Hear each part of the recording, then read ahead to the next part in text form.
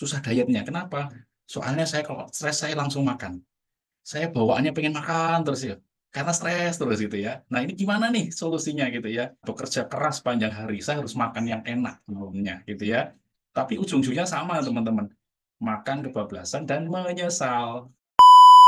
Halo, Assalamualaikum warahmatullahi wabarakatuh. Terima kasih sudah klik video ini, teman-teman. Saya Aji Darminto. Selamat datang di channel Edukasi Gaya Hidup Sehat, ya. Oke, kita akan masuk di satu pembahasan, yaitu tentang stres, pengen makan terus. Kenapa ya? Apa solusinya, gitu ya? Ini menarik sekali karena akan ketemu atau sering ketemu dengan situasi yang seperti ini, gitu ya, teman-teman. Dan mari kita simak sampai selesai gitu ya. Apa yang menjadi hal kenapa kita kalau stres itu banyak makan gitu ya.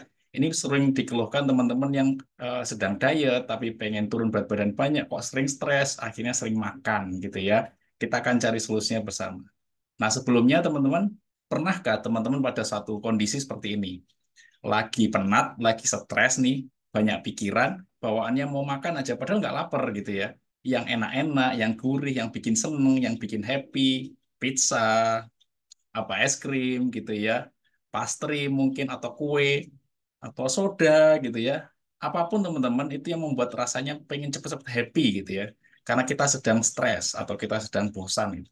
Kemudian makan itu tuh nggak kenyang-kenyang gitu ya. Rasanya sudah makan banyak, tadi sudah milih makanan yang disukai tapi nggak kenyang-kenyang gitu ya. Kemudian habis itu nyesel. Duh, tahu gitu kok makan banyak gitu ya. Tahu gitu kan nggak kayak gini. Nyesel dengan apa yang sudah kita lakukan itu. Ya. Nah, kondisi demikian namanya makan secara emosional gitu ya. Kita akan bahas soal ini ya. Oke, sebelumnya apa itu makanan emosional kita kenali dulu, gitu ya. Makanan emosional itu untuk kenyamanan, teman-teman. Jadi bukan karena lapar fisik, bukan karena waktunya makan, bukan karena kita apa namanya lapar lah ya, seperti teman-teman tahu. Kita makan untuk pelarian, gitu ya. Makan untuk menghilangkan stres, sedih, marah, bosan, gitu ya. Yang tujuannya ingin lebih baik, lebih nyaman, gitu ya. Padahal sedang tidak lapar.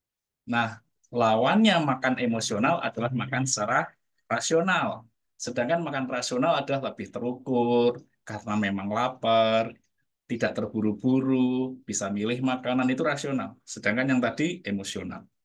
Nah, kebanyakan di kita begitu stres pengennya makan, begitu stres pelariannya makan. Saya kalau stres sukanya makan.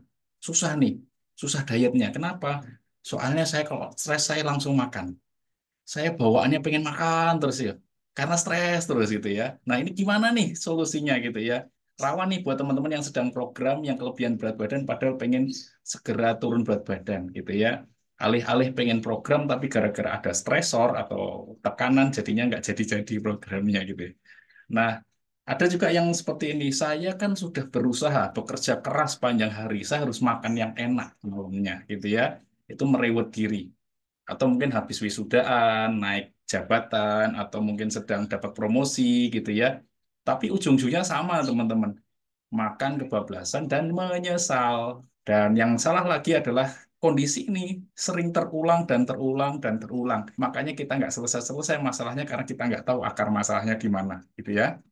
Nah, ciri-ciri dari makanan emosional adalah yang pertama, datangnya tiba-tiba bersamaan rasa tadi itu, stres, cemas, bosan, marah gitu ya. Segala sesuatu yang berbau tentang kondisi kejiwaan dan yang kedua, makanannya tertentu. Pilih yang manis, pengennya yang manis, yang gurih, yang goreng gitu ya, yang mungkin cepat saji, yang bikin happy, kentang goreng, burger, yang semacam-macam itu dan tiba-tiba jatuhnya selalu di junk food atau instant food gitu ya. Rata-rata ke sana atau kue manis kayak gitu ya, donat mungkin yang pengennya cepat rilis, happy gitu ya. Secara psikologis memang seperti pengen lari dari kenyataan untuk dapetin pelarian tadi. Yang ketiga, gitu ya rasanya nagih terus pengennya nambah nggak kenyang-kenyang karena makannya secara emosional bukan karena lapar. Yang keempat, timbul rasa bersalah setelah makan, ini ciri-cirinya ya.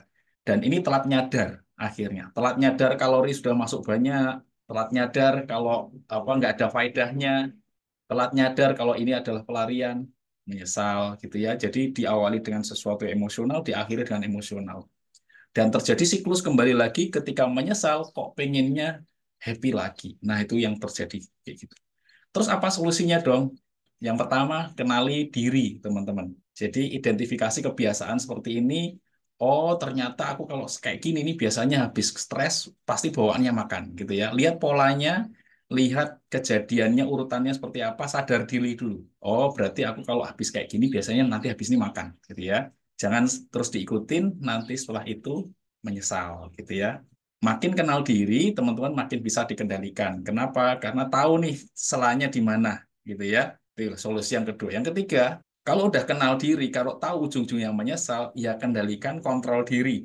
Kalau perlu butuh bantuan teman, gitu ya. Bilang sama dia, nanti kalau aku stres ngajak makan, tolong ingetin, gitu ya. Kalau aku stres, aku lagi bosan, ngajak jalan di mall atau mungkin jajan es krim atau apa, tolong aku diingetin, gitu ya. Yang keempat, alihkan ke hal yang positif. Misalnya main ke gym, olahraga lagi, workout bareng teman-teman, mungkin badminton atau sepedaan, atau segala sesuatu yang berbau positif.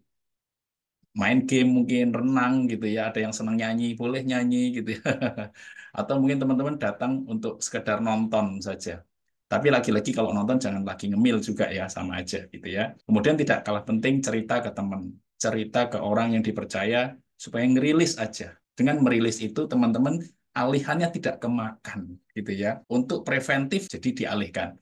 Tapi untuk menjaga teman-teman tidak masuk ke situasi itu lagi dan tidak terulang-ulang lagi adalah pertama, teman-teman lebih banyak bersyukur karena segala stresor, segala permasalahan, cemas, bosan itu pasti ada maknanya gitu ya. Yang kedua, teman-teman bikin jadwal olahraga teratur. Jadi stresnya nggak numpuk di akhir minggu atau stresnya tidak numpuk terlalu banyak, teman-teman sudah rilis. Yang ketiga, baca buku positif, cari inspirasi, video-video inspirasi gitu ya, dan teman-teman bisa memilih buku-bukunya sesuai moodnya teman-teman di saat tidak sedang emosional ya.